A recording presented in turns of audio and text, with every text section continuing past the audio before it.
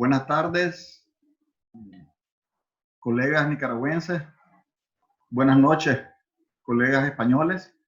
El día de hoy vamos a realizar este webinar conociendo la experiencia de neumólogos en España para afrontar el COVID-19. Quisiera, antes de presentar a los panelistas, referirles que esto fue organizado por la Sociedad Nicaragüense de Medicina General y la Sociedad o la Asociación Nicaragüense de Neumología. Igualmente con la CEPAR, que es la Sociedad Española de Patología Respiratoria, quien tiene una fundación que se llama CEPAR Solidaria y nos ha apoyado en Nicaragua desde hace más de 10 años, capacitando aproximadamente unos 2.000 médicos anuales, enfermeras y fisioterapistas.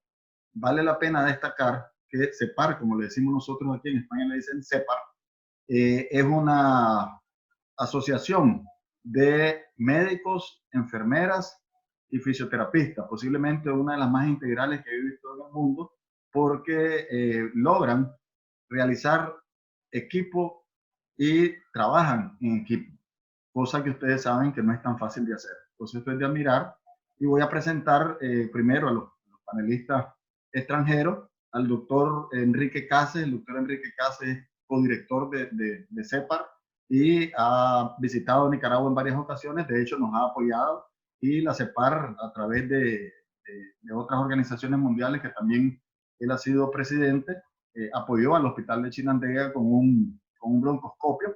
Mira que el doctor Pablo Amaya utiliza con bastante frecuencia. De hecho, me dijo que hace poquito lo estuvo utilizando. Y también nos ha apoyado con una serie de no solamente instrumentos, sino de capacitaciones. El doctor Enrique Cases está dedicado no solamente a Nicaragua, sino en realidad a Latinoamérica. Apoyado, ha ido promoviendo lo que se ha hecho en Nicaragua, lo ha ido promoviendo también en otros países. Posiblemente aquí van a incluirse en este webinar gente fuera de Nicaragua que también se le invitó. Dejo ya con esto el agradecimiento a COSEP, a FUNIDES, a ANCHAN y a UNIRSE, de la empresa privada, por permitirnos este espacio, y especialmente a Carlos Rostrán, que nos está, es el máster, ¿verdad? Nos está haciendo el control de esto. Entonces vamos a presentarles y a dejar en la palabra al doctor Enrique Cases, que nos va a presentar primero al equipo de España, y posteriormente yo presentaría al equipo que teníamos aquí en Nicaragua, y arrancamos ya directamente con las ponencias. Adelante, Enrique. Bien, muchísimas gracias, Leonel, por tu amable presentación. Siempre es un gusto trabajar contigo y con gente de Nicaragua, a la cual, pues como tú sabes, efectivamente hemos dedicado bastante tiempo y esfuerzo. Bueno, tenemos la suerte de contar con primeras espadas de neumología, de la neumología española. Hablará primero el doctor Javier Flandes, después hablará Rosario Menéndez y finalmente Liliana Llanos. Javier es el jefe de la unidad de endoscopia respiratoria de la Fundación Hospital Jiménez Díaz en Madrid. La doctora Rosario Menéndez es mi jefa, y es un auténtico placer, la verdad, tenerla de jefe. Es la jefa del área de enfermedades respiratorias del Hospital Universitario y Politécnico de la Fe de Valencia. Es una especialista en enfermedades infecciosas, y por eso está aquí. Y Liliana Llanos, que es una extraordinaria enfermera. Siempre que tenemos alguna actividad en Centroamérica o en otros países o territorios, ahora en África también, con CEPAR Solidaria siempre llevamos la enfermería de la mano, porque pensamos que su papel es fundamental. Si quieres, Leonel, presentas tú a mi querido amigo Pablo Amaya y también a Elena, y después ya le daremos paso a Javier Flandes.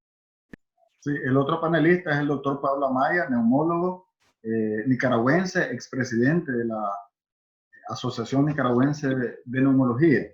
y nos estará acompañando, aparte de su servidor, Leonel Argüello Irigoyen, nos estará acompañando María Elena Urbina, quien es también neumóloga, pediatra o pediatra neumóloga, y ella estará ayudándonos en la recolección de preguntas que ustedes van a poder poner en el texto, ¿verdad? En el chat. Ustedes hagan todas sus preguntas desde ahorita, nosotros vamos a irlas recolectándolas y haciéndolas al final. Este programa va a ser grabado y posteriormente distribuido por todos los medios posibles que tengamos, y ustedes les pedimos a los colegas que se los pasen a otros. Dejaría entonces ya nuevamente Enrique para que procedamos con las presentaciones. Muy bien, pues ya sin más vamos a empezar. Empezaremos con el doctor Flandes, con el doctor Javier Flandes.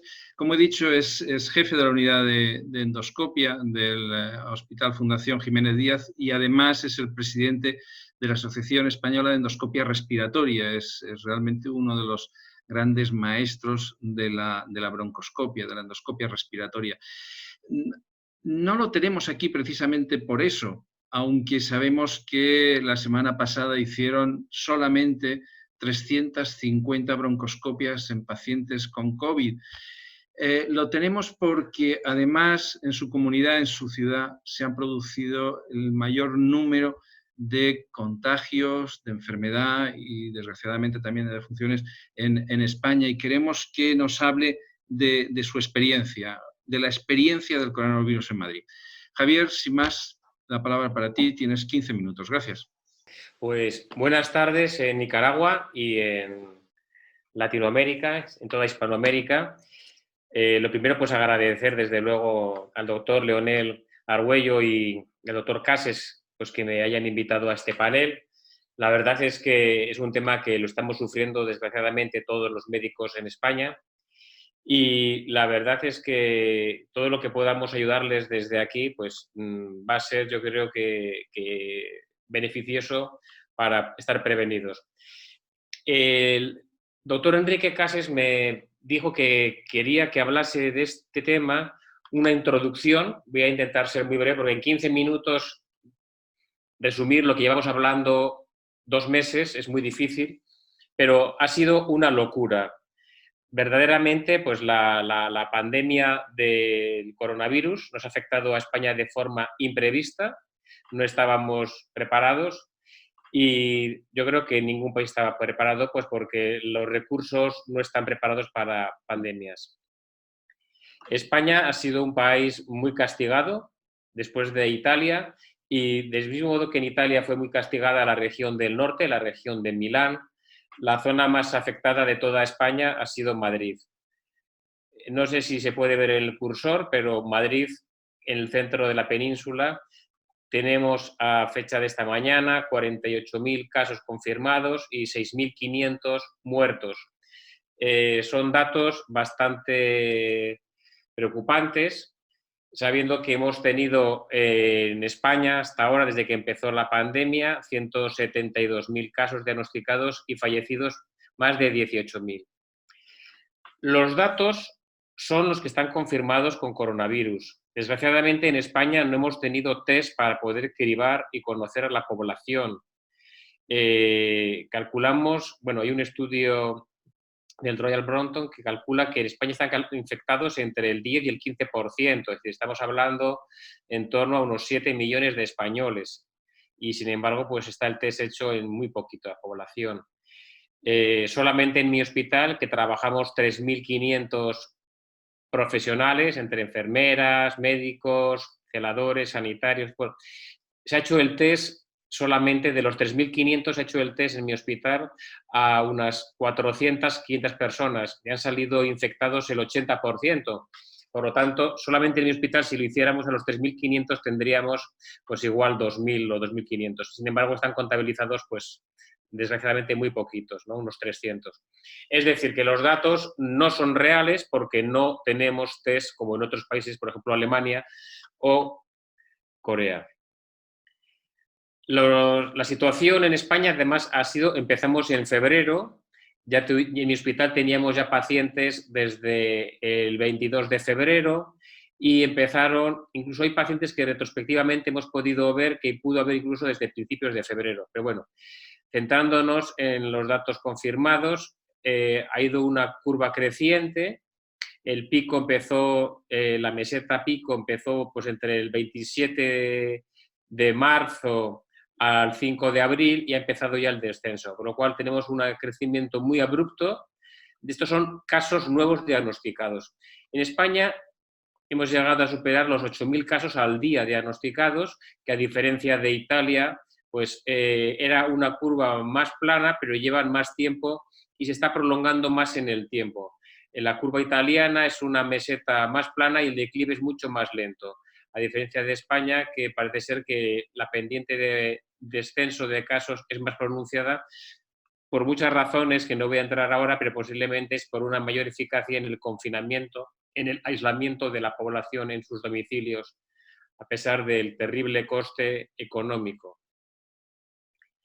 Por lo tanto, en España tenemos 172.000 casos confirmados, fallecidos más de 18.000, pero nos fijamos que Madrid es prácticamente un tercio de España, 48.000 casos confirmados y 6.500 muertos, pero también tenemos muchos casos curados.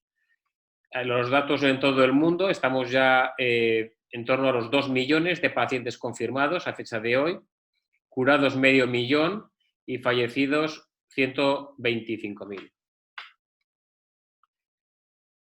La transmisión del virus, pues como es bien conocida por todos ustedes, es especialmente a través de la vía aérea, de las pequeñas gotitas, especialmente cuando se tose podemos desplazarlas hasta 2 metros. Por eso es tan importante que siempre cuando se tosa se cubra con el codo y que además también está la contaminación por la mano, por tocarse ojos, nariz, boca, la cara. Por lo tanto, es importante evitar sobre todo la vía de transmisión más importante. Está demostrada también la vía oral fecal, puesto que también en el estómago, en la vía digestiva va a durar más tiempo el virus. Por tanto, las técnicas de diagnóstico, la más importante es la técnica de ampliación, que es la PCR, que se negativiza a partir del día 8 más o menos en las muestras nasofaringeas, porque la PCR normalmente la tomaremos siempre en la parte más posterior de la fosa nasofaringea, casi diríamos tocando la base esfenoidal. Y es muy sensible, pero hay que hacerla correctamente, pero tiene un problema y es que se negativiza muy pronto. Y sin embargo, pues va a estar positiva mucho más tiempo ya en la vía aérea inferior. Por tanto, en lavado bronquial, lavado broncoalveolar, una broncoscopia puede estar incluso 2 o 3 semanas después de que está negativizado en la vía, en la zona nasal. Esta es una de las indicaciones que nos piden broncoscopia, pero a modo práctico, como me ha explicado el doctor Leonel Argüello, esta charla va dirigida a muchos médicos generales, hay que saber que si queremos diagnosticar a partir del día 7, no nos va a valer la PCR, tendremos que hacer, a no ser que hagamos muestras de esputo o lavado bronquial, habrá que hacer un test de detección de anticuerpos, IgG o IgM. Estos anticuerpos se van haciendo positivos, de forma que se está viendo que a partir del día 7 es positivo en el 50%, en el día 10 en el 70% y a las 2 semanas en el 100% de los pacientes. La IgM es la fase aguda y la IgG va a ser, diríamos, los anticuerpos en la fase ya de haber pasado la enfermedad. Por lo tanto, estos test de anticuerpos tienen una ventaja, es que se pueden hacer de forma ambulatoria, son mucho más económicos, no precisan estructura de un hospital, pero en general estamos viendo que tienen una sensibilidad diagnóstica para la IgM peor. La sensibilidad diagnóstica de la IgM está en torno al 65-70% para los test in vitro externos, me refiero, no de serología de autorizador de hospital. La IgM tiene una sensibilidad disminuida, 65%, y la IgG es más alta, en torno al 85%. La especificidad, sin embargo, es muy buena, es en torno al 90-100%. Voy porque... Aquí podemos ver en esta gráfica cómo el paciente es infectado unas 2 semanas antes, 10 días antes, y cuando empieza el pico de fiebre, cuando estamos con la replicación viral, empieza lógicamente la IgM, que rápidamente disminuirá, y su pico va a ser en torno pues, a la semana. La IgG empezará lentamente a aumentar a partir del día 7-10 y va a tener ya su pico a partir de las 3 semanas después de la fiebre. Como estamos viendo, la fiebre empezará aquí, va a ser en torno, fijaros, en torno casi al mes, va a ser ya el pico de la IgM que se mantendrá en el tiempo. Una controversia muy importante que hay ahora mismo es si el paciente se puede reinfectar con la IgG. Parece que sí, especialmente por 2 motivos, por una alta exposición viral o por mutación del virus, que se ha visto que ha habido mutaciones o cambios de los serotipos. En ese caso, la reacción de la IgM será mucho más inferior y, sin embargo, tendremos un mayor crecimiento de la IgG si hay una segunda infección. Lo que es muy importante es saber que esta enfermedad es distinta porque lo que tenemos es como 3 fases distintas de 3 enfermedades por un mismo agente. Y ruego que me disculpen porque estoy simplificando un tema muy complicado para hablar en 15 minutos. En la fase primera, en la fase de inicio, cuando el paciente se infecta, que va del día 1 al 7, pues es la fase cuando el paciente puede tener cuadros gripales, puede tener como si fuese un cuadro de gripa, una gripe, y bueno, postración, febrícula, malestar, y afortunadamente la mayor parte de los que se infectan van a tener una fase muy poco sintomática.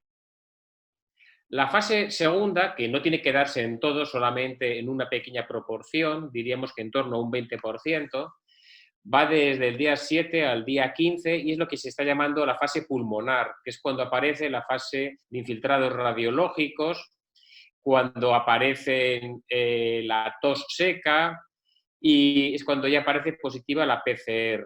Lógicamente aquí ya tiene que ser vías respiratorias o heces y comenzaremos con la IgM. Y la fase tercera, que es la que pasa en un pequeño grupo de pacientes, pero que son los más graves, es a partir ya de la segunda semana. Son pacientes especialmente inmunodeprimidos, factores de riesgo, que luego los podremos ver, que hay una gran respuesta inflamatoria del organismo contra el virus. Es decir, hay una desregulación inmunológica. Por lo tanto, en estos pacientes diríamos que lo que les va a matar es más bien la respuesta inmunológica y luego la doctora Charo Menéndez explicará muy bien los tratamientos, pero para que entendamos los tratamientos tenemos que conocer muy bien las 3 fases.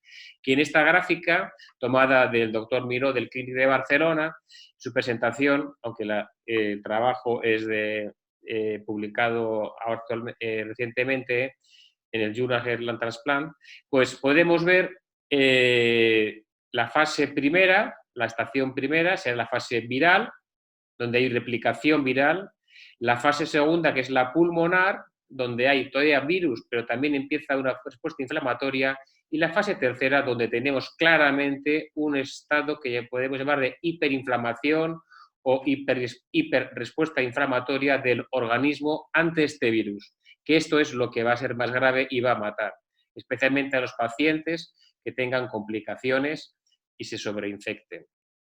En cuanto al pronóstico, como hemos comentado, pues la mayor parte, pues eso, el 80% tendrán un cuadro leve o moderado, un 14% severo, que son los que ingresan al hospital con una neumonía, con insuficiencia respiratoria, y un 5% una fase crítica que habrá que intubar directamente.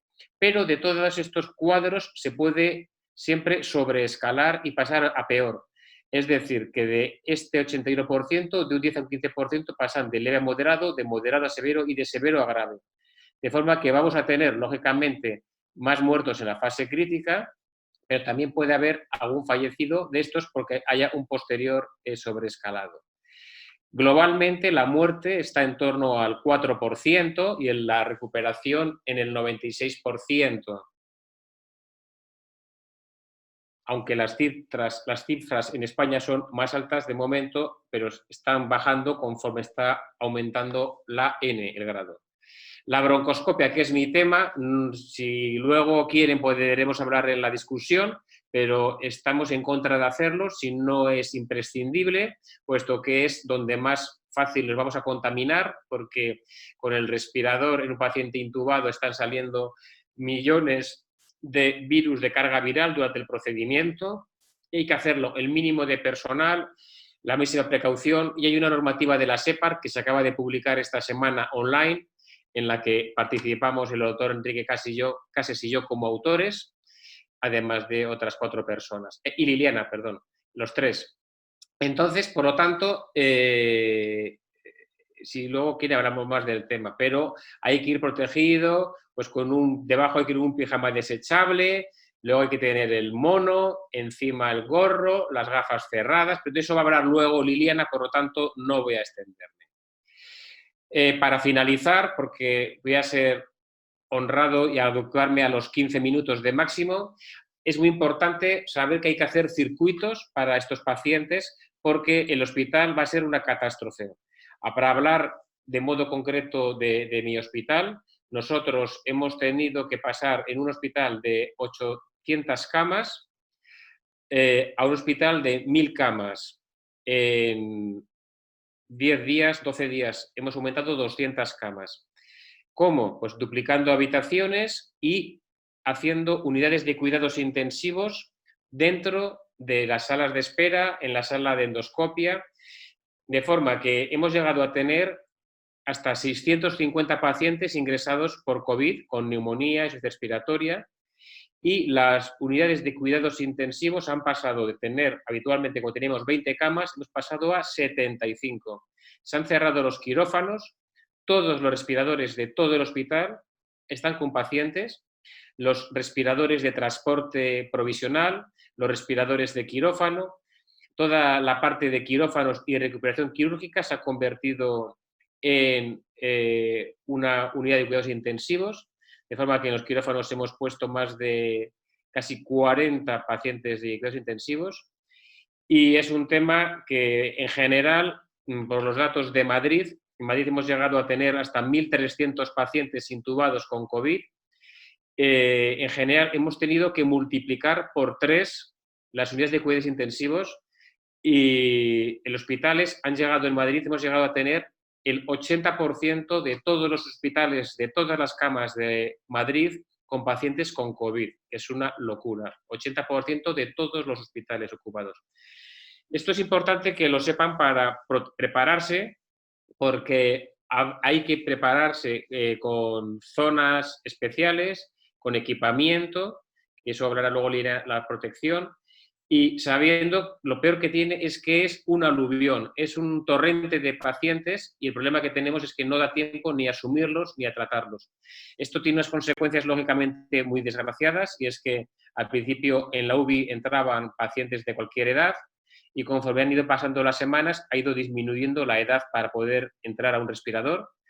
Al principio se bajó a 80, 75 y ahora mismo solamente se intuban pacientes por debajo de 70 años porque no tenemos en Madrid respiradores para gente de más de 70 años. En esta última diapositiva estoy hablando de los circuitos, que la podrán diciendo que si el paciente tiene un COVID confirmado y resuelto, bueno, pues según la situación del paciente habrá que utilizar un circuito de limpio o de sucio, pero a eso nos obliga a hacer un test de PCR o hacer serologías. En caso de duda, para simplificar, diría que siempre hay que tratar al paciente como un posible infectado, porque en caso de duda siempre va a estar infectado. De mismo modo que en China, en muchos hospitales, solamente les hacían el TAC de screening y cuando veían un infiltrado ya lo daban por positivo sin tener que hacer ninguna otra prueba serológica. Hasta aquí mi introducción, mi presentación, y luego estaré encantado de hacerles cualquier responderles cualquier pregunta que tengan. Muchas gracias. Muy bien, Javier, muchísimas gracias por tu presentación, por tu claridad y además te has ajustado, solamente te has pasado 1 minuto y 25 segundos, o sea que estoy satisfecho. Ahora el turno es para la doctora Rosario Menéndez. Sharon Menéndez es una reconocida neumóloga dedicada a las infecciones, tiene reconocimiento internacional, ha publicado en todas las revistas internacionales con más factor impacto.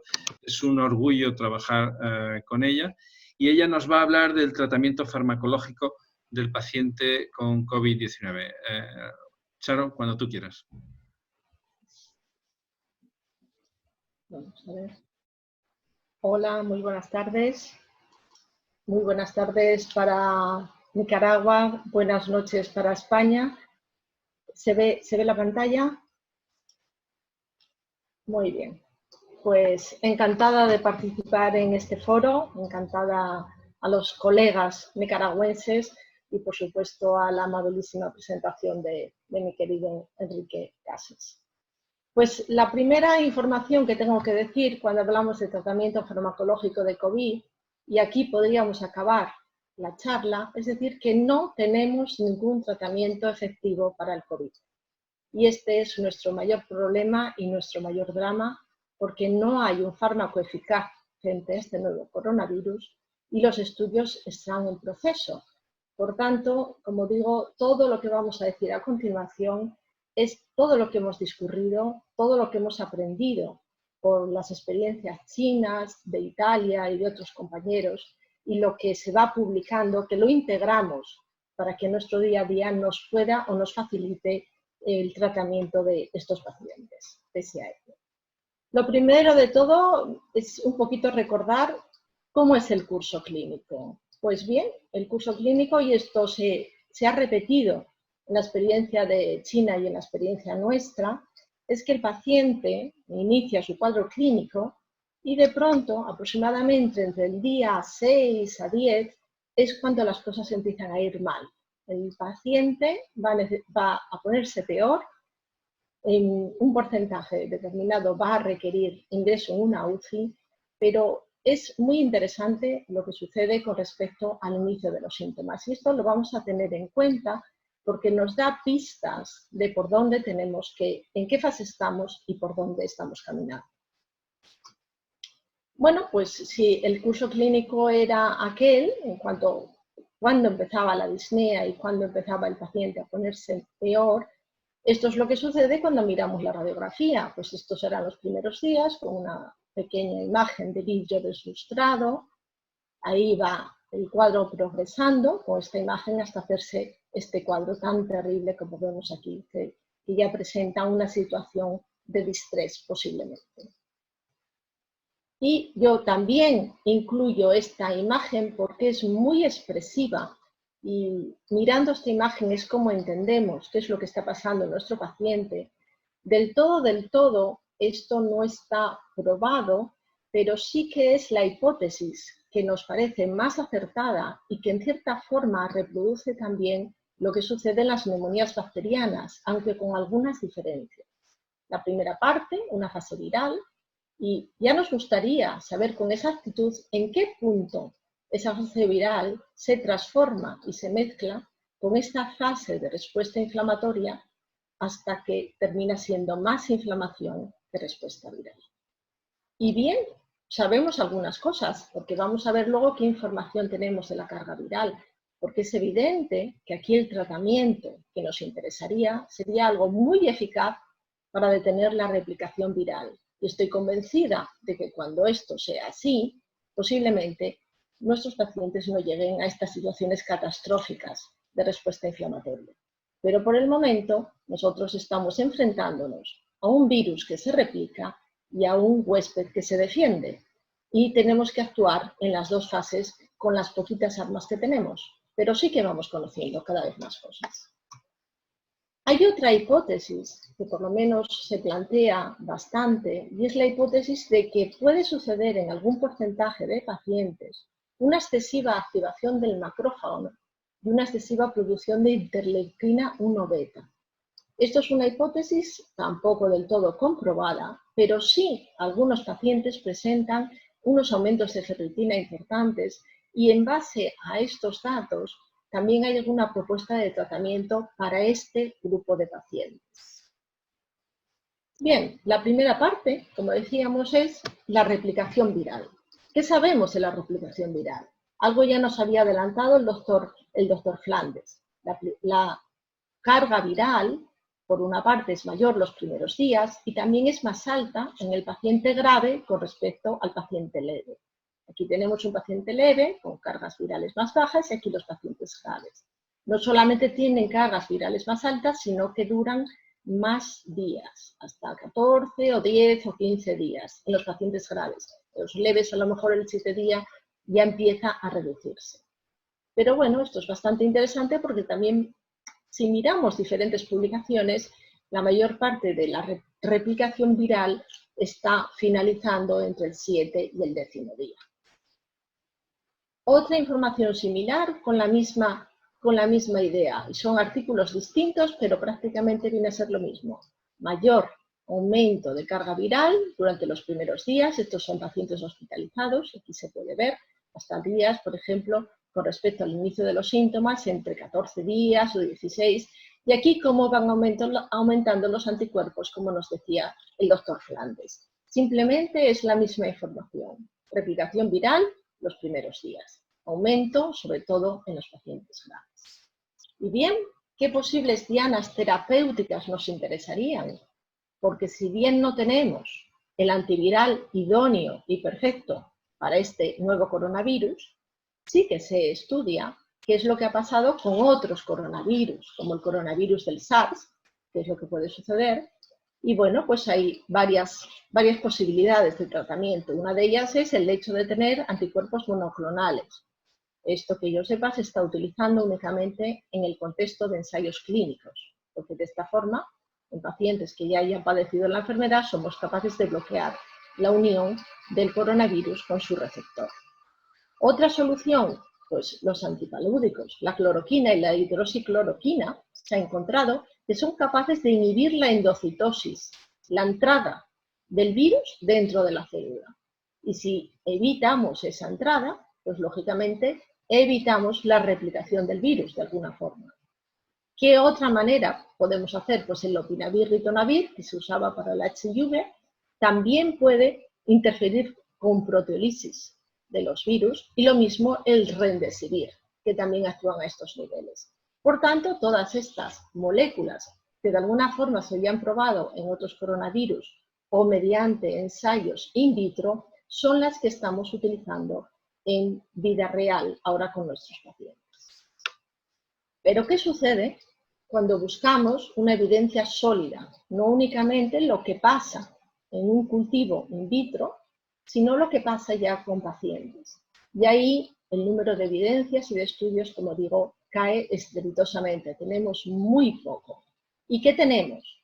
Bueno, pues el único que es randomizado es el estudio del lopinavir-ritonavir publicado en el New England, publicado hace nada, creo que es de finales de marzo, no sé si ya es abril, porque yo estoy desorientada con la pandemia, estoy desorientada en el espacio y en el tiempo. Bueno, pues este estudio que estábamos todos deseando, porque era lo primero que utilizamos para tratar a nuestros pacientes COVID, estábamos deseando encontrar resultados positivos. Sin embargo, la realidad de este estudio es que no hubo diferencias significativas entre la rama tratada con lopinavir-ritonavir y la barra tratada con tratamiento estándar. Sin embargo, nos llama la atención, y sucede tanto en la mejoría como en la carga viral. No hubo diferencias en las dos ramas de tratamiento. Pero ¿qué crítica le podemos hacer a este trabajo publicado en New England? Pues llama la atención que se haya publicado con una N, con un número de pacientes bajo, porque prácticamente son 100 pacientes en cada rama de tratamiento, y nos hubiera gustado que algo que tiene semejante calado y semejante impacto en nuestros pacientes hubiera sido con un número de pacientes mucho más elevado. ¿Y cuál es la segunda crítica muy importante? La segunda muy importante es que randomizan al tratamiento del antiviral versus el tratamiento estándar entre más o menos de 13 días. Y claro, aquellos pacientes que ya han superado los 13 días, básicamente la fase de replicación viral está prácticamente acabada. Por tanto, no esperábamos ahí que un antiviral fuera demasiado eficaz.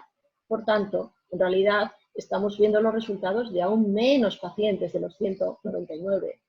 Y ya digo, pues tiene esas críticas, que aunque sea un resultado negativo, yo creo que es un ensayo clínico que se terminó antes de tiempo y que en su diseño no se tuvo en cuenta la fase de replicación viral, lo cual es importante a la hora de ver qué sucede y nos ha dejado igual de dudas que teníamos al principio. ¿Qué otro trabajo acaba de salir publicado? Un trabajo en el que había mucha esperanza, era el trabajo del Remdesivir, porque este antiviral sí que in vitro había mostrado eficacia específica frente al nuevo coronavirus. Y este estudio, publicado en el New England, pero recientísimamente, nos llama la atención y ha sido criticado porque merece crítica, porque es un estudio en el que solamente han incluido 53 pacientes. Y nos llama la atención que prácticamente hay casi tantos autores como pacientes. Es un estudio observacional, no hay grupo control y había también, aparte de eventos adversos, hay también bastante conflicto de interés. La propia empresa que lo lanza, el Remdesivir, pues también figura dentro de los autores. Bien, encuentra resultados positivos porque hay un 68% de mejoría clínica y eso es bueno, esa es la parte buena. Pero ya digo, tiene importantes limitaciones y nos hubiera gustado un estudio publicado en New England que tuviera un grupo control y una N de pacientes también más elevada para que fuéramos confortables con este tipo de resultados.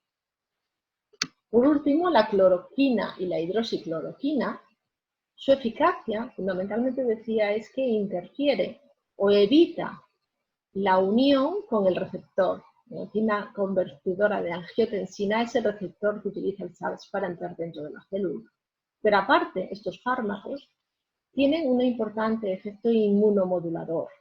Entonces, por estos dos mecanismos, el evitar que se una el SARS a la célula y además disminuir la producción de citocinas inflamatorias, por ambas es la hipótesis por la cual se ha iniciado. Y de hecho, hay resultados iniciales en China en los que han encontrado una eficacia y seguridad aceptable y por ello se ha incorporado tanto en los consensos chinos, en Italia se usa y nosotros en Europa, por lo menos nosotros somos los que más estamos usando y luego le podemos preguntar al doctor Flandes si ellos también tienen esta misma experiencia. Y con eso, con estas armas, que son pocas, ¿cómo nos hemos planteado nosotros el tratamiento? Bueno, pues como no hay evidencias, cada hospital ha hecho su protocolo de actuación un poquito, conforme ha interpretado la literatura, conforme ha visto que otros hospitales han funcionado, y nosotros pues lo hemos hecho en nuestro Hospital La Fe, en consenso entre diferentes especialistas, tratando, lo primero de todo, de estratificar nuestro paciente por gravedad. Lo primero de todo es eso. Por eso tenemos el primer grupo, que es el grupo que tiene un cuadro muy leve, y en ese caso, que sabemos que puede ser hasta el 80% de toda la carga de enfermedad del coronavirus, bueno, pues nuestro paciente puede estar en domicilio con un tratamiento simplemente antipirético o lo que necesite. ¿Qué pasa con la neumonía no grave? La neumonía no grave utilizamos las escalas de Kurth, por ejemplo, cuando tiene valor de 1 o menos de 1, cuando tiene una buena saturación o una frecuencia respiratoria baja, cuando tiene una buena respuesta de linfocitos en sangre, más de 1000, o que tiene pocos parámetros de inflamación. Esto, en este caso, nosotros consideramos que es una neumonía no grave, podemos decidir ingresarlo porque ya sabemos que tenemos un periodo muy malo entre el día 7 y el día 10, si este paciente se deteriora y entra en distrés. Y en este caso, fundamentalmente, al principio utilizábamos el lopinavir-ritonavir, luego tuvimos desabastecimiento e iniciamos tratamiento con hidroxicloroquina o con cloroquina.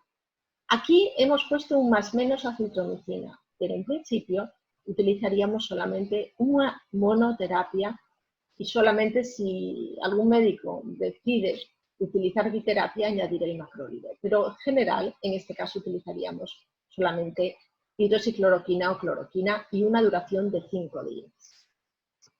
Vamos a los casos más graves. ¿Qué definimos como una neumonía grave o lo que nosotros denominábamos con factores de riesgo de progresión? Y aquí pues, son personas que ingresan y ya lo presentan el día que los vemos en el servicio de urgencias, un CUR de 1 o más, y ya empezamos a tener un infiltrado por lo menos bilateral o de más de un lóbulo.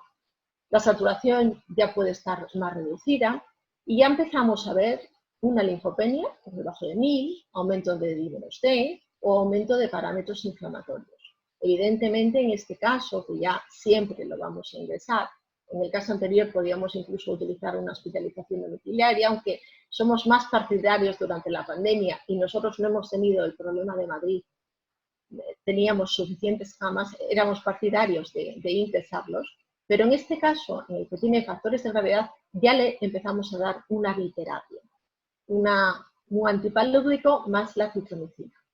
Y en el caso de la neumonía muy grave, en realidad estos ya ingresarían directamente en la unidad de cuidados intensivos, porque una cosa que aprendimos es que no se puede demorar una intubación cuando el paciente está mal. Y en este caso, pues las alternativas de los intensivistas ya se amplían, porque ellos sí que pueden pedir, nosotros no teníamos acceso al Remdesivir, pero ellos sí que podían pedir ese tratamiento para los pacientes ingresados en intensivos. Y aquí está el otro caballo de batalla, la otra parte importante, porque hasta ahora prácticamente lo que he dicho es tratamiento antiviral. Pero en estas neumonías graves o con un parámetros de inflamación, de aumento de marcadores biológicos en sangre o de gravedad, ya empezamos a valorar el inicio de tratamientos inmunomoduladores. Y aquí utilizábamos dos, el baricitinib o el tocilizumab. Y voy a explicar en la siguiente diapositiva cómo lo hacíamos. Utilizamos también una profilaxis heparina, pero también luego lo consideraré. Bueno, pues utilizábamos como inmunomoduladores de respuesta inflamatoria anti-IL-6, y ese es el tocilizumab, y utilizábamos fundamentalmente el endovenoso. Teníamos solamente estas dos pautas de tratamiento, estas dos dosis, que son las que nos aprueba el Ministerio para dar a estos pacientes. Y luego también tenemos esta alternativa, el baricitinib, que es un medicamento que inhibe el JAK quinasa y que se utiliza para la artritis reumatoide y que también tiene un interesante efecto inmunomodulador. Y además también evita la endocitosis del virus dentro de la célula, al menos de forma teórica. En este sentido, ambos fármacos utilizábamos bien uno o bien otro cuando nuestro paciente cumple los siguientes requisitos. Una neumonía grave, que ya ha pasado fundamentalmente los primeros días o los días de replicación viral, y si hay un aumento de interleuquina 6 de 40 o bien de PCR mayor de 100. Si, lógicamente, es un paciente intensivable, que nosotros no teníamos el triaje tan duro que tenían en Madrid, y con una serie de criterios de inclusión y exclusión, porque hay que descartar que pueda presentar una progresión o una hepatitis B y hay que hacer un estudio de serología previo. El baricitinib también lo utilizábamos porque de tocilizumab solamente teníamos una dosis. En algunos casos nosotros en planta utilizábamos primero el baricitinib oral, 4 miligramos al día, y solamente podíamos usar una dosis endovenosa, que era lo único que nos daban. Y los criterios eran, la verdad es que muy parecidos. Por eso en general usábamos más bien, o usamos el baricitinib o el tocilizumab. En algunos casos depende también del abastecimiento que tenga nuestra farmacia. Ahora, en este momento, tenemos de las dos, o sea que las dos las podemos usar.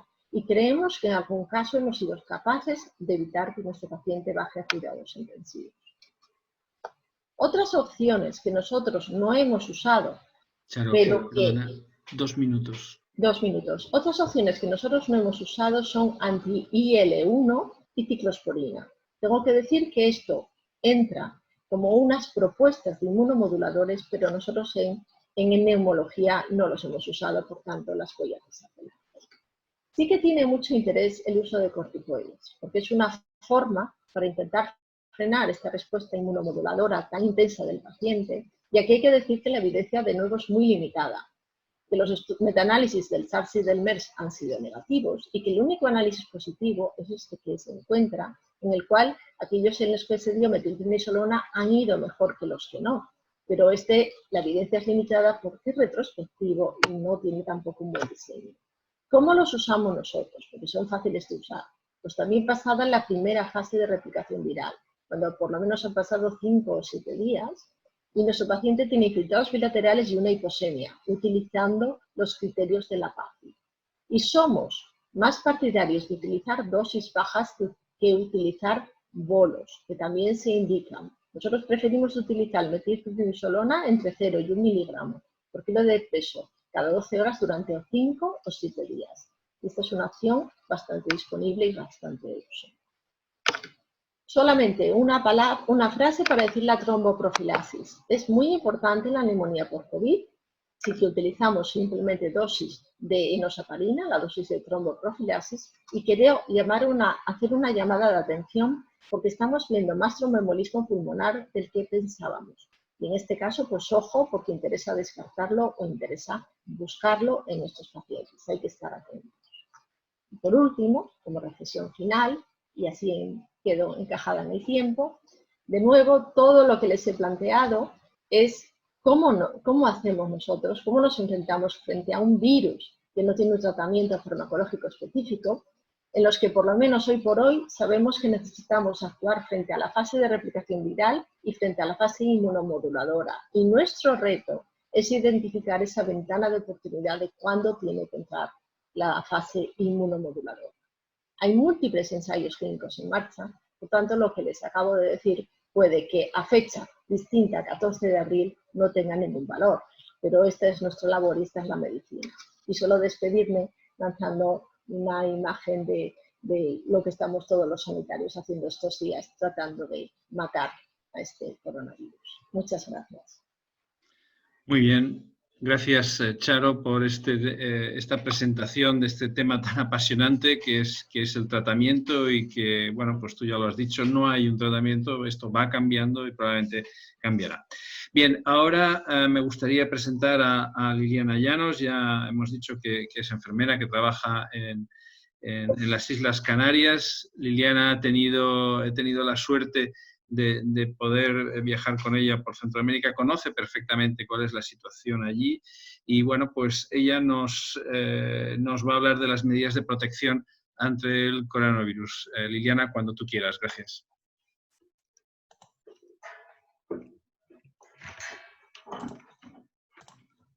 Hola, buenas tardes a todos. Saludar a los compañeros que nos oyen desde Nicaragua. Y dar las gracias sobre todo al doctor Cases, a CEPAR y al doctor Cases por invitarme a compartir con ustedes esta experiencia. Mi nombre, como ha dicho el doctor Cases, es Liliana Llanos. Soy enfermera del servicio de neumología del Hospital de la Candelaria en Tenerife y pertenezco al servicio de broncoscopia, de endoscopia respiratoria. El tema que voy a tocar son las medidas de protección ante la enfermedad COVID-19.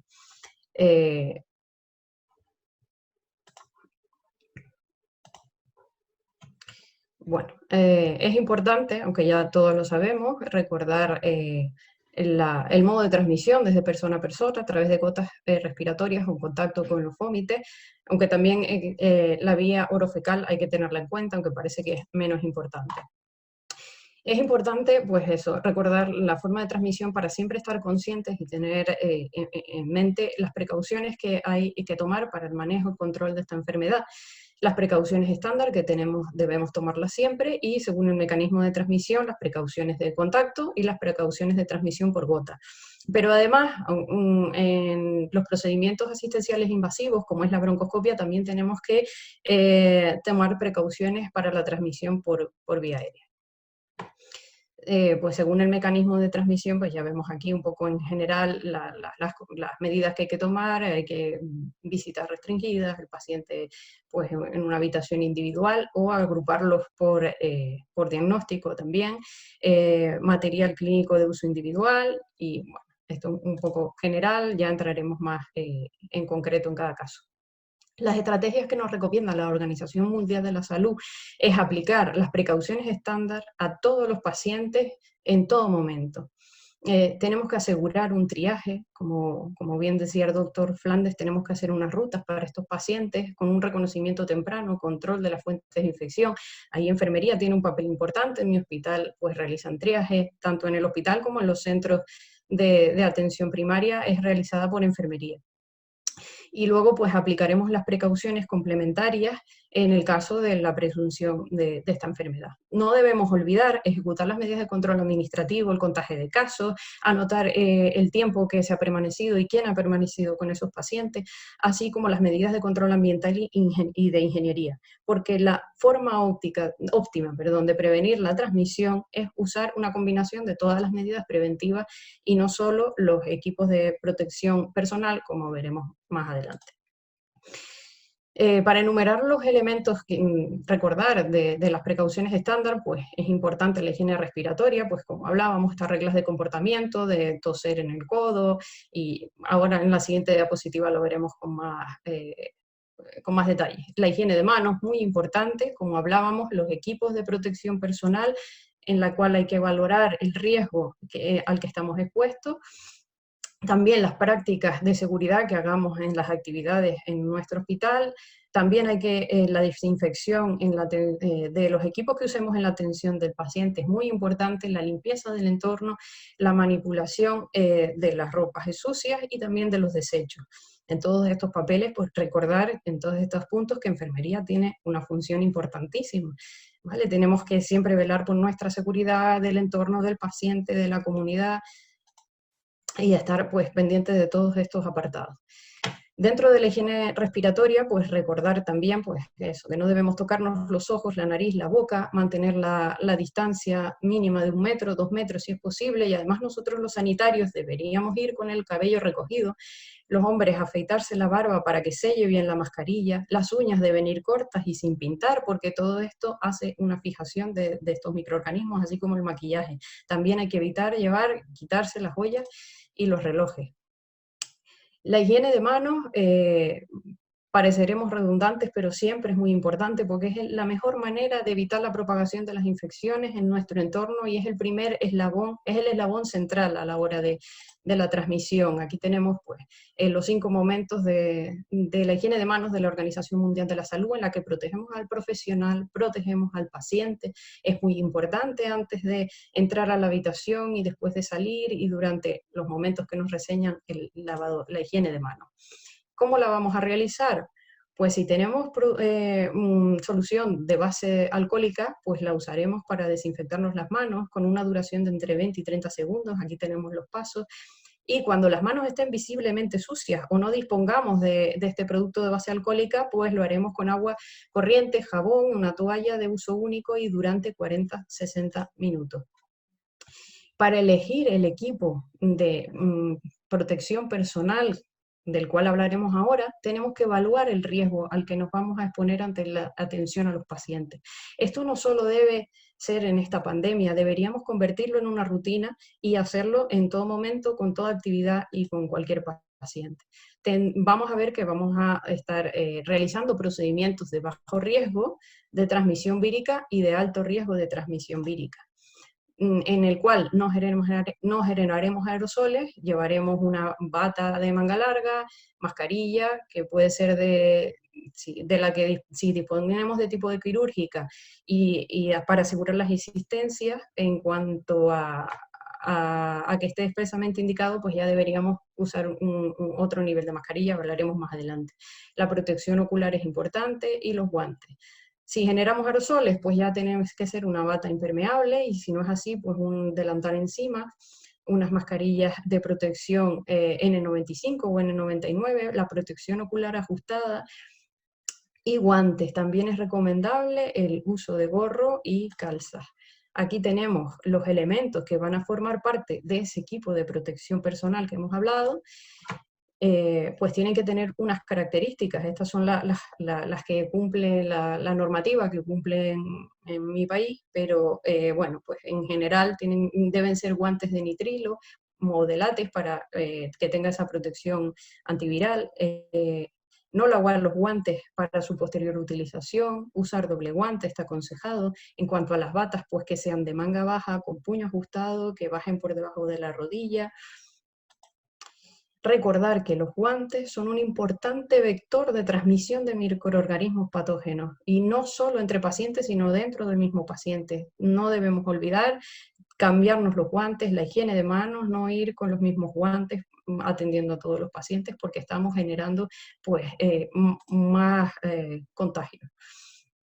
En cuanto a las mascarillas quirúrgicas, pues esta mañana por fuera de mi hospital la estaban repartiendo de forma gratuita, porque va a ser una medida que va a impedir el contagio de los demás, ¿vale? Esta protege de dentro hacia afuera.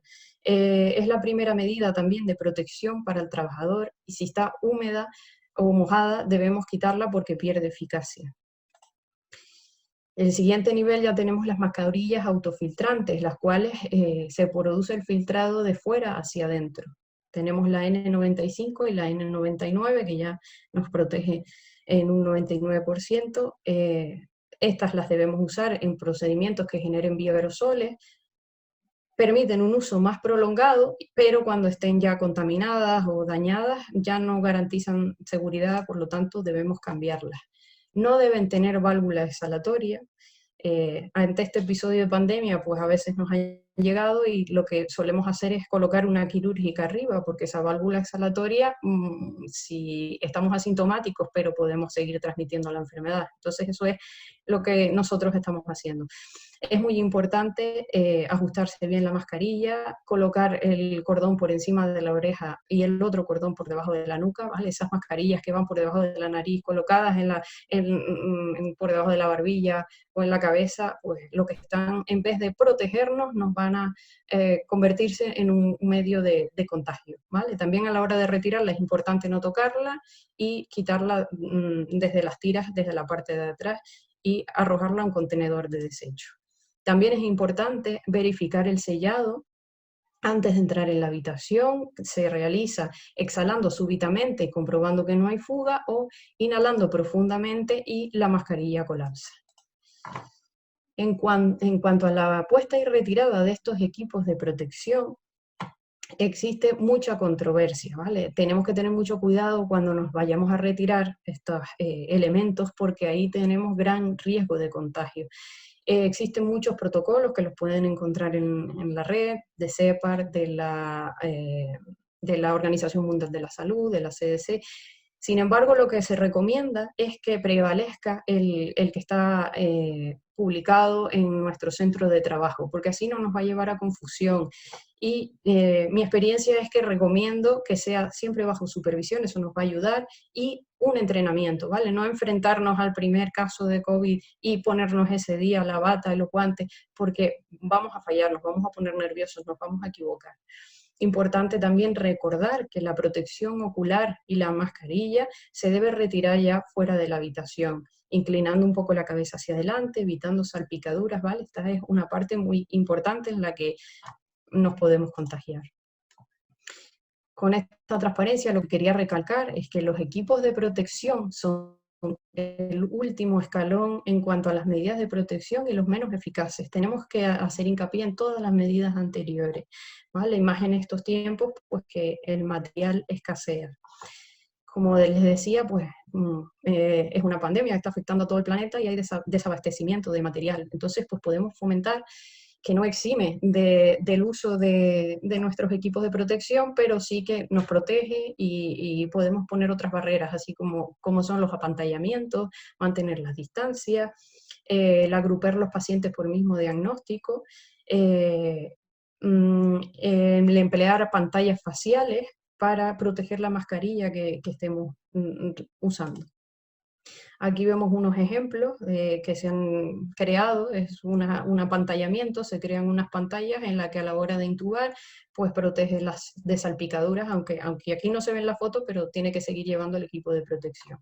Incluso se han creado unas pantallas también para poner alrededor de las camillas. En cuanto a la reutilización de estos equipos de protección, la CDC autoriza en esta crisis actual pues algunos métodos de descontaminación. Sin embargo, hay que tener en cuenta las recomendaciones del fabricante y luego pues que se pueden producir daños, deformidades en las mascarillas, se puede alterar la permeabilidad o la impermeabilidad, mejor dicho, de la bata, o incluso algunos pues pueden producir efectos dañinos para el usuario. Para ir terminando, quería recordar que el coronavirus puede permanecer muchos días en las superficies inanimadas. Entonces hay que tener muy en cuenta, muy importante la descontaminación de esta superficie, así como del material clínico. Tenemos que saber quién lo va a hacer, quién se va a encargar y cómo. Está al alcance de todos el hipoclorito de sodio o el etanol al 70%, que son procedimientos eficaces y suficientes, pero hay que ser muy meticuloso en la limpieza de estas zonas.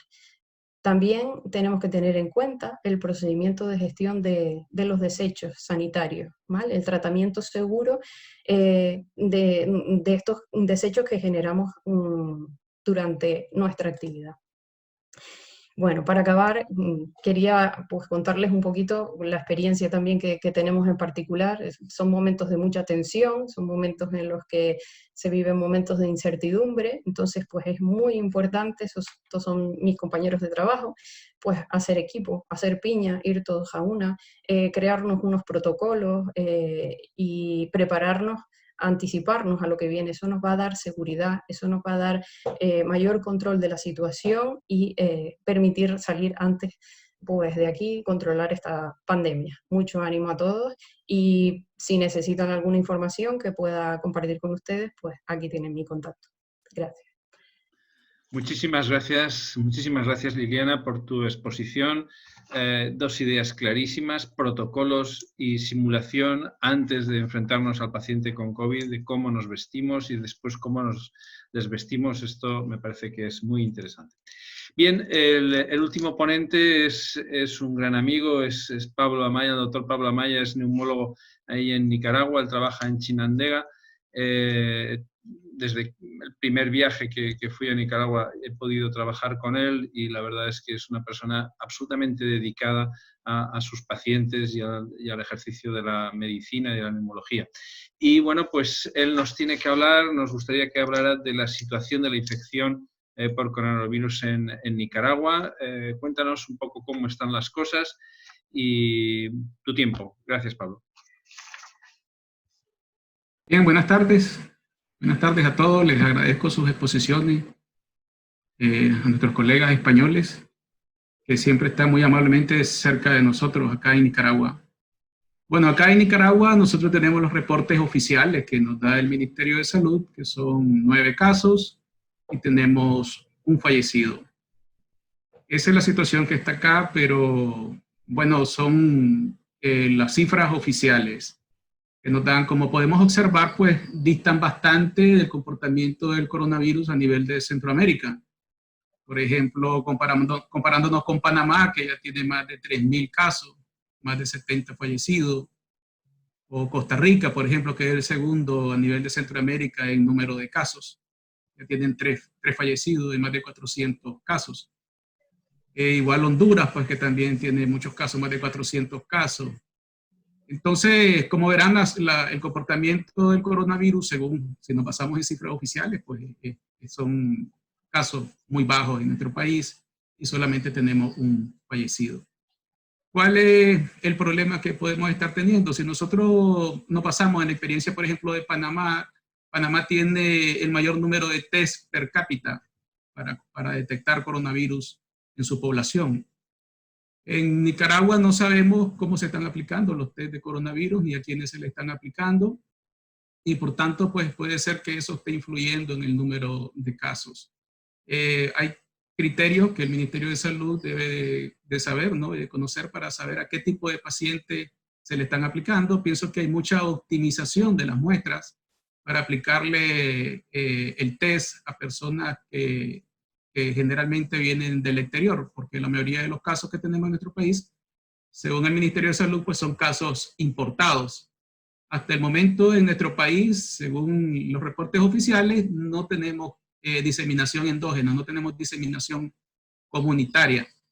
A mí en lo particular me gustaría pues que en nuestro país se hiciera un screening en nuestra población, aquellos pacientes que andan con tos seca, fiebre, cuadro gripal, para poder nosotros tener una idea de cómo está el comportamiento del coronavirus en nuestro país.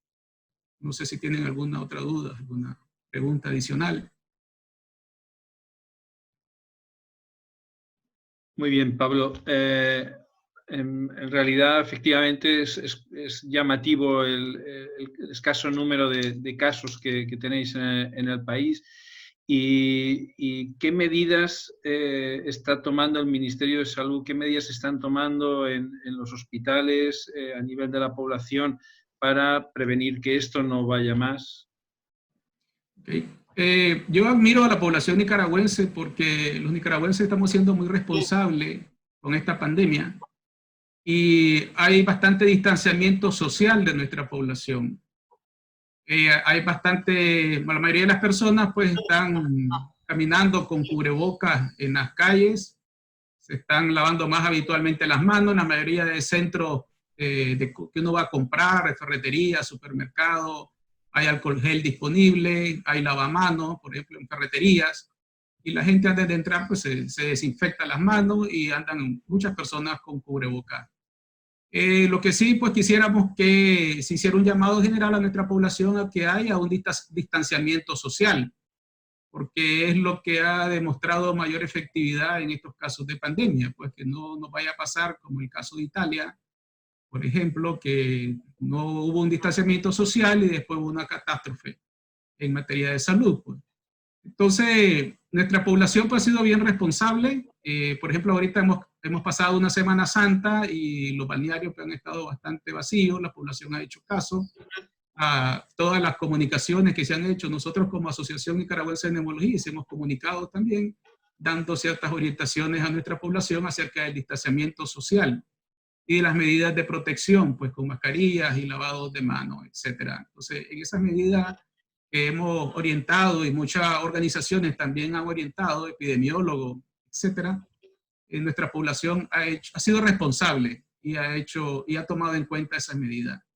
Muchas preguntas acá veo en el chat alrededor de qué pasa en Nicaragua, por qué tenemos una baja prevalencia del virus en nuestro país. Yo pienso que hay razones multifactoriales. Tuvimos una crisis sociopolítica en abril que disminuyó significativamente el turismo. Eso disminuyó, pues, por supuesto, los casos importados. También, otra de los factores que ha influido es que Nicaragua de por sí tiene un bajo nivel de turismo de forma general. Entonces, tenemos también, pues, esos casos importados en niveles bajos. Si bien es cierto el flujo migratorio de Honduras y Costa Rica, pero los países hermanos nos han ayudado porque muchos de ellos han cerrado fronteras, como el caso de El Salvador, como el caso de Costa Rica. Entonces el flujo migratorio ha disminuido significativamente. Y otra cosa es que, por ejemplo, Panamá, que tiene el mayor número de casos, es el que más test per cápita hace, entonces es el que más casos diagnostica. Si nosotros no hacemos en nuestro país test de forma rutinaria, pues no vamos a estar diagnosticando casos y no vamos a ver efectivamente el comportamiento del coronavirus en nuestro país. Muy bien, gracias Pablo. Leonel, María Elena, ¿tenéis preguntas? ¿Han hecho preguntas para los ponentes? Tienes que colocar para Javier. Aló, hola. Ya estamos por acá. Adelante. Adelante, María Elena. Entonces, Javier, bueno, yo tengo una pregunta también personal, por lo que yo soy broncoscopista y escuché por ahí, ¿verdad, doctor Cáceres, que habían realizado como 350 broncoscopías en pacientes COVID? ¿Cuál fue su experiencia y las indicaciones para poder realizar esas broncoscopías en esos pacientes? Porque nosotros pues hemos estado revisando la literatura y hemos visto bastantes contraindicaciones relativas en relación a ello, pero se me hace bastante, 350 más o menos, pues, realización de broncoscopía. Sí, es una pregunta que llama la atención, que es muy lógica porque todos decimos que no hay que hacer de entrada a broncoscopia en estos pacientes, pero desgraciadamente el problema que hemos tenido es que hemos pasado de tener 20 pacientes de cuidados intensivos a 75 en 10 días.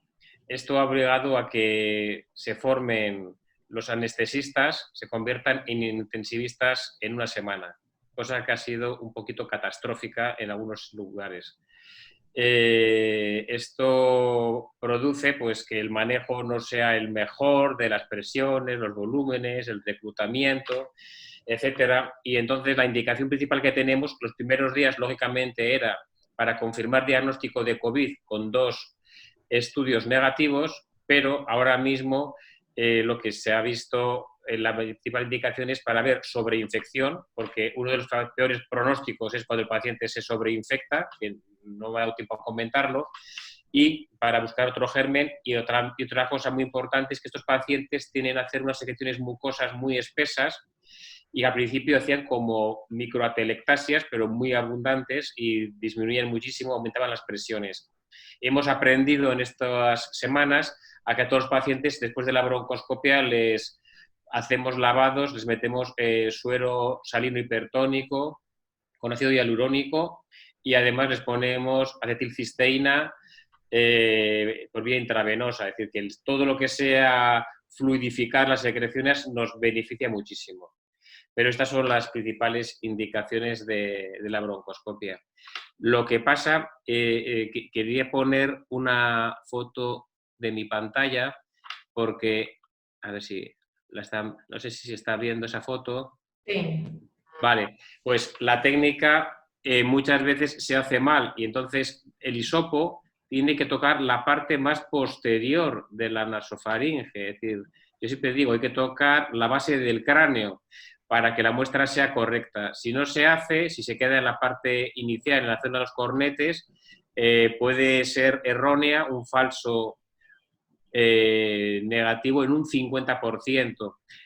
Al principio nosotros, y también por ejemplo en Francia o en Italia, al principio todos los hospitales cuando empiezan a hacerlo lo hacen de forma errónea, hasta que al final aprendes a que tienes que tocar la parte más posterior, no darle la parte lateral. Bien, muchas gracias. Hay preguntas del público bastantes, ¿verdad?, sobre el tratamiento. Para Rosario, preguntan sobre cómo han estado tratando los pacientes en casa para que no entren a fase 3 y de qué depende la carga viral de estos pacientes. Bueno, gracias por las preguntas. La carga viral, fundamentalmente de las publicaciones que hay, se asocian con la gravedad. Mayor gravedad, mayor carga viral. Nosotros, en principio, las neumonías, cuando se diagnosticaba un COVID, la mayoría de ellas las ingresábamos. O si no las ingresábamos en una sala de hospitalización convencional, hacíamos un ingreso en lo que llamamos hospitalización a domicilio, cuando se ha confirmado un COVID, porque nos daba mucho miedo que hubiera un deterioro entre el 7º o 8º día y que entraran distrés. Y el caso de la neumonía leve, el tratamiento que dábamos al principio era lopinavir, ritonavir, y ahora estábamos dando pues cloroquina o hidroxicloroquina en la neumonía leve. Oh, muchas gracias, porque acá en los protocolos está más que todo el manejo de cloroquina e hidroxicloroquina ya en fases avanzadas de la enfermedad, no para el paciente que está a nivel comunitario. Entonces, si no queremos que este paciente pues, entre a fase 3, estaba la duda de en qué momento iniciar el tratamiento.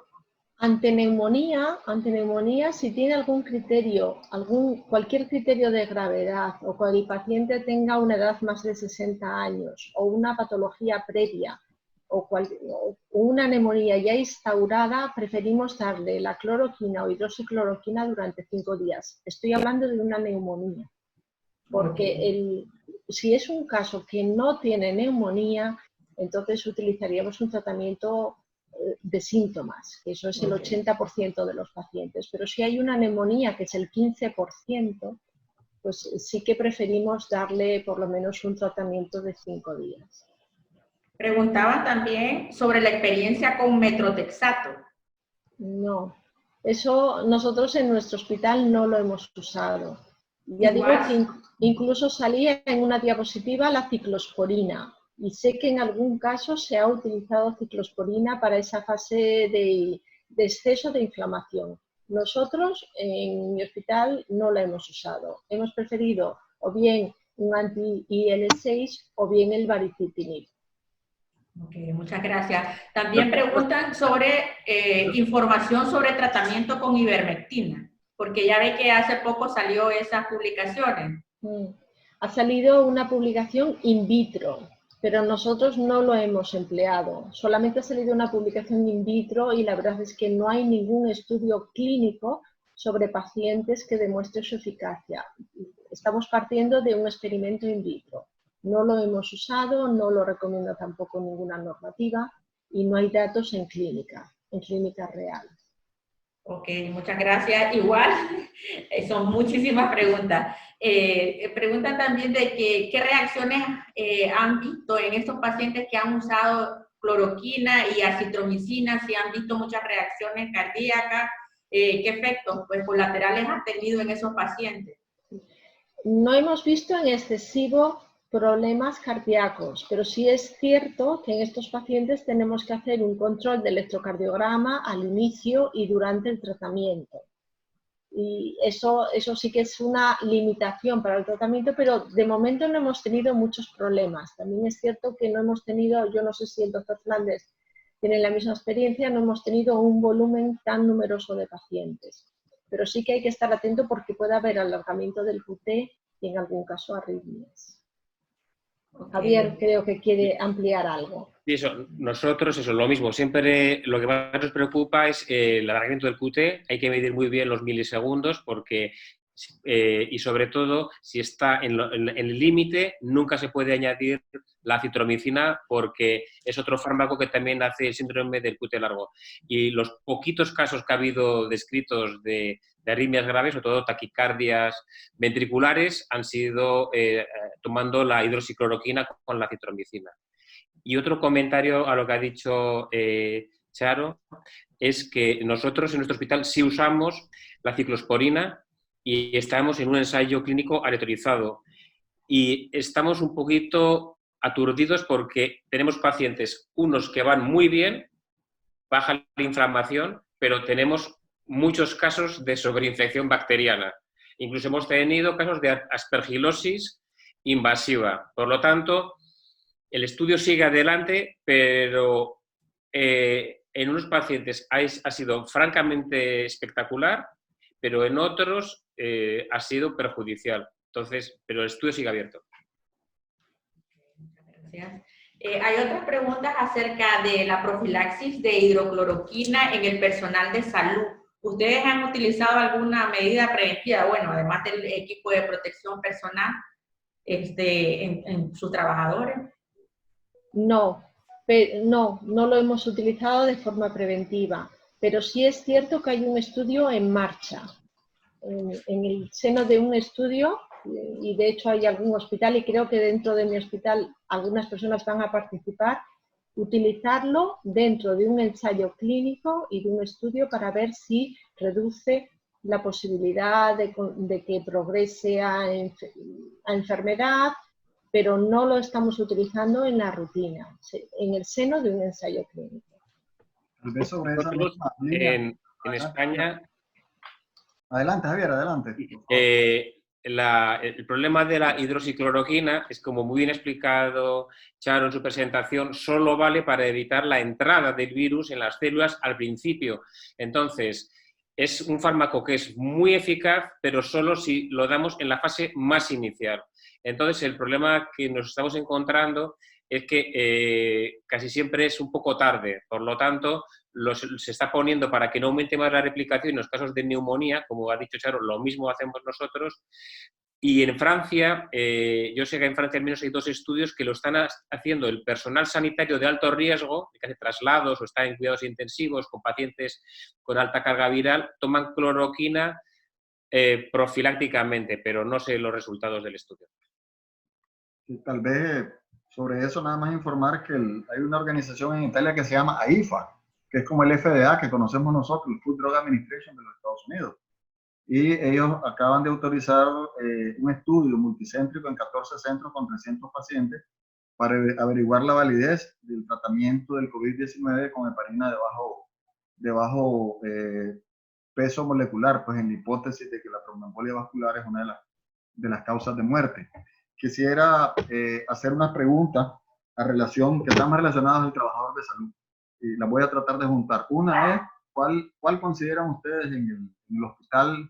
¿Cuáles son los ambientes donde hay más carga viral, los ambientes más peligrosos para el trabajador de salud, donde tienen más posibilidades de contagio?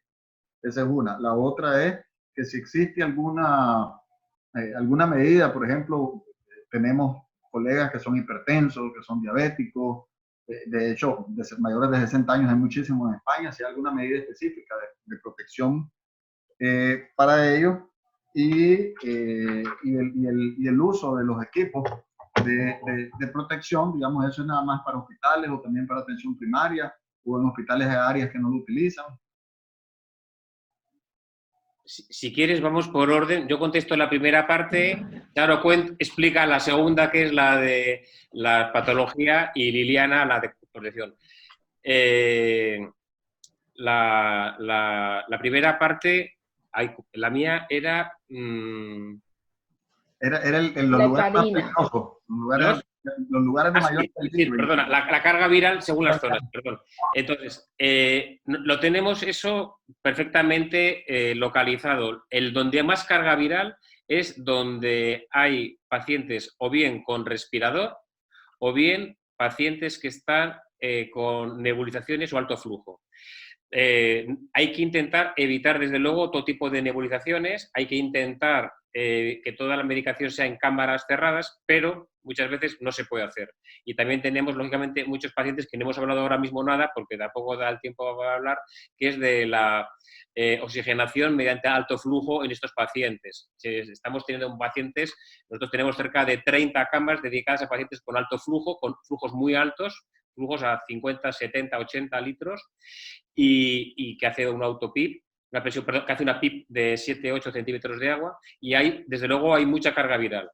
Pero aparte de las unidades de ventilación con alto flujo, estarían las UBIs. Es muy importante poner siempre, bueno, en todos los respiradores siempre un filtro viral en la salida. Hay que intentar no poner filtros, si se puede, siempre en los pacientes con CPAP en la tubuladura de salida o doble tubuladura para no aumentar las presiones, pero lógicamente también en las UBIs hay muchos pacientes que hacen aspiraciones, se saca el respirador, se saca la conexión y ahí salen millones de carga viral. Al hacer traqueotomías en pacientes de la UBI es un momento que también hay mucha exposición, y en nuestro hospital ahora mismo van con el buzo blanco, que diríamos encima, el buzo blanco cerrado con las gafas, tienen que ir los médicos que hacen traqueotomías, broncoscopistas, unidades de ventilación con alto flujo y personal de muy alta exposición, como puede ser, por ejemplo, recepción de urgencias. Ese es en nuestro hospital. Gracias. Doctora Rosario Menéndez, me gustaría preguntarle que sería bueno que dejáramos claro a qué tipo de pacientes se le va a poner tromboprofilaxis, en pacientes con COVID y tromboprofilaxis. ¿Qué criterios utilizan ustedes en su hospital o que tienen algún protocolo? Si es a todo paciente que hospitalizan, si es a todo paciente con neumonía grave únicamente, o aquellos pacientes que tienen COVID con dímero D positivo, por ejemplo. ¿Si nos podrías aclarar? Sí. En nuestro protocolo, a todo paciente que hospitalizamos le ponemos una profilaxis. O sea, enoxaparina, por ejemplo, que es la a 40 miligramos, que es la dosis habitual. Y sí que hemos empezado a observar una frecuencia de facilidad de tromboembolismo. De hecho, además les insistimos a los pacientes que además de que se le ponga una profilaxis, un pinchazo con heparina de bajo peso molecular, que tienen que mover las piernas porque están confinados en su habitación, no se pueden mover, ellos también tienen que hacer ejercicios de movimiento de piernas para evitarlo. Y estamos específicamente empezando a buscar, ya digo, tromboembolismo, porque lo estamos empezando a ver también.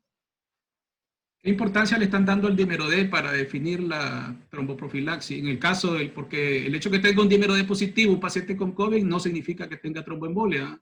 No, No necesariamente. para la profilaxis es para todos, pero sí que hay algunas voces, pero no hay evidencia de que en presencia de dímeros D muy altos, más que utilizar un tratamiento de dosis más altas de heparina, lo que deberíamos de buscar es si hay efectivamente algún tromboembolismo o trombosis venosa profunda o algún fenómeno tromboembólico. Entonces, para ese caso, si hay cualquier sospecha, solicitar un angiotac. Y ya eso nos ayudaría a una coagulación, a una dosis superior de anticoagulación, evidentemente, si se demuestra. Liliana, tú tenías que contestar una parte de la pregunta que había hecho Leonel.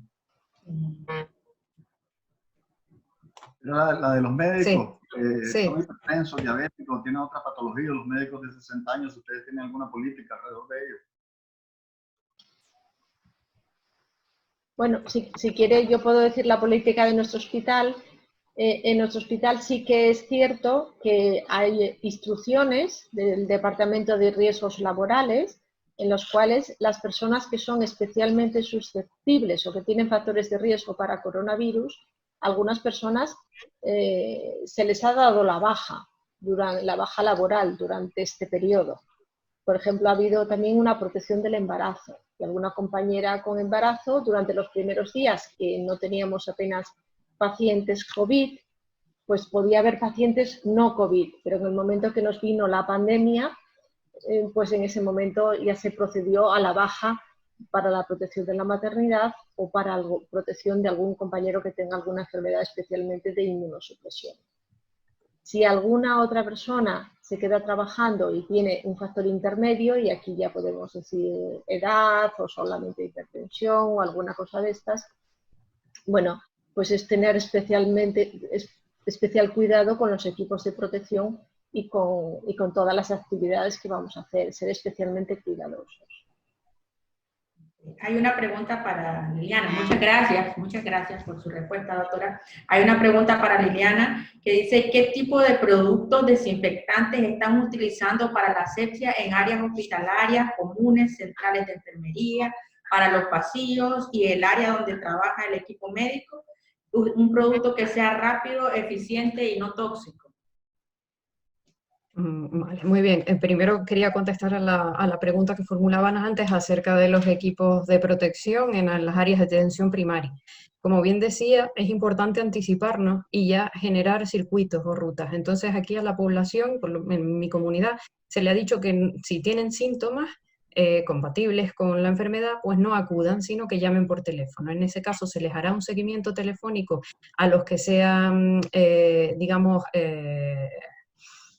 leves, y a los pacientes ya que presenten otras sintomatologías más graves como dificultad respiratoria o acudan directamente al centro de atención primaria, pues allí los va a recibir un enfermero que llevará una mascarilla quirúrgica con guantes. Entonces este es el que hará el triaje, ¿vale? Si se sospecha que sean unos síntomas compatibles con COVID, pasará incluso por otra puerta, va a seguir otra ruta. Irá a una habitación que está ya preparada y ahí sí lo van a recibir el personal que estará preparado para recibir estos pacientes, y se pondrá todo el equipo completo de protección individual. Luego, pues, la otra pregunta que me hacían, pues nosotros, cada centro pues dispondrá de unos productos que tienen que pasar una normativa, pero como la Organización Mundial de la Salud también recomienda y se puede hacer, nosotros aquí lo llamamos lejía, no sé cómo lo llaman ustedes, pero vamos, el nombre científico es hipoclorito de sodio, en una dilución de 0,5%, este no vale para superficies metálicas, pero sí el etanol al 70%, ¿vale? Es verdad que dura muchos días, pero sí que es sensible a estos productos. Entonces se puede usar tranquilamente y es efectivo.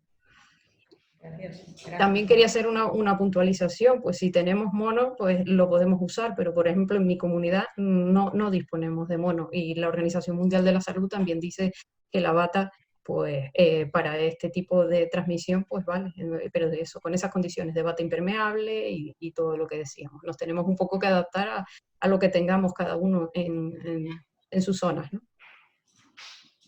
Ok, gracias, Eliana. ¿Tiene alguna otra pregunta, doctor Leonel?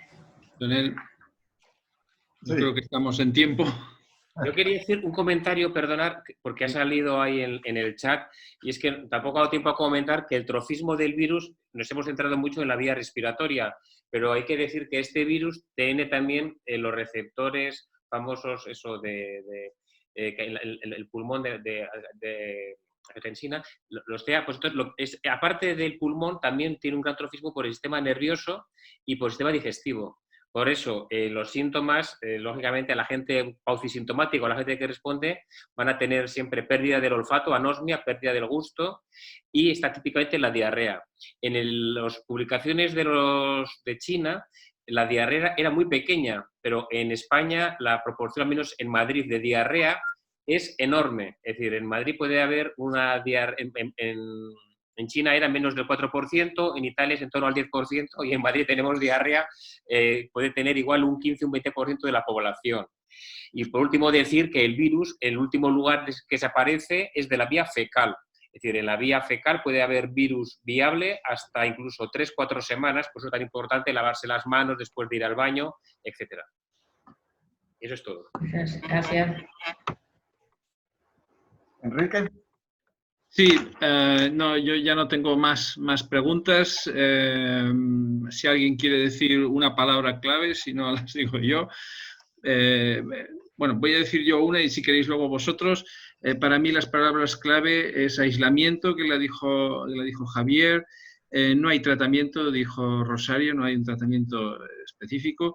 Luego la simulación y los protocolos de Liliana y a Pablo, pues yo creo que faltan test para saber cuál es la auténtica realidad que tenemos en Nicaragua.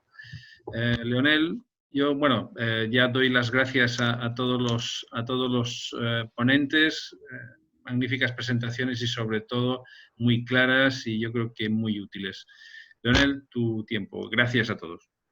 Muchísimas gracias, en primer lugar, a los colegas españoles, ¿verdad? A Rosario, Javier, Liliana y Enrique, por apoyarnos. Ustedes no tienen ni idea de lo importante que es para nosotros toda esa transmisión de conocimientos y el hecho además de que psicológicamente nos hace sentir mejor, ¿verdad? Porque ustedes nos están adelantando lo que posiblemente pudiéramos vivir nosotros en pocos días. Quiero agradecer también al doctor Pablo Amaya por su conversación con nosotros y a María Elena por ayudarnos a coordinar el equipo. Yo sé que hay muchísimas preguntas, que no podemos contestar todas las preguntas, pero como estamos en contacto con los compañeros allá y ellos tienen también aquí las preguntas, vamos a irles pasando poco a poco las respuestas. Solamente quisiera comentarle que el Comité Científico Multidisciplinario, que ustedes conocen que es conformado por médicos especialistas y además por educadores y psicólogos, yo creo que mañana ya vamos a tener una página web a disposición de ustedes, ya hay Facebook, ya hay Instagram, y también tenemos en Spotify, tenemos una radio que se llama Comité Científico Multidisciplinario, en cualquiera de los lugares, y en la página web Comité Científico Multidisciplinario.org. Esa va a estar disponible ya a partir de mañana como una de las principales, si no la fundamental, creo yo, fuente de información fidedigna, donde vamos a estar poniendo también información, donde vamos a tratar de irles resumiendo, porque es muchísimo, no da tiempo para leer. Entonces, lamentamos que no podamos contestar todas las preguntas, pero tenemos que comportarnos dentro de un límite de tiempo. Recordemos también que ya son 8 horas más tarde, estamos hablando con enfermeras y médicos y médicas que mañana tienen que seguir trabajando, ¿verdad? Posiblemente algunos de ellos apenas salió de turno. Entonces, muchísimas gracias nuevamente por su apoyo y gracias a ustedes por los 189 participantes que hubieron en esta, pero además tenemos muchísimos más porque esto también se está pasando en 2 Facebook Live. Muchas gracias, buenas noches, buenas tardes y los esperamos mañana para ver lo de salud mental, la experiencia de un psicólogo y un psiquiatra en España. Gracias nuevamente. Gracias, muchísimas gracias a todos.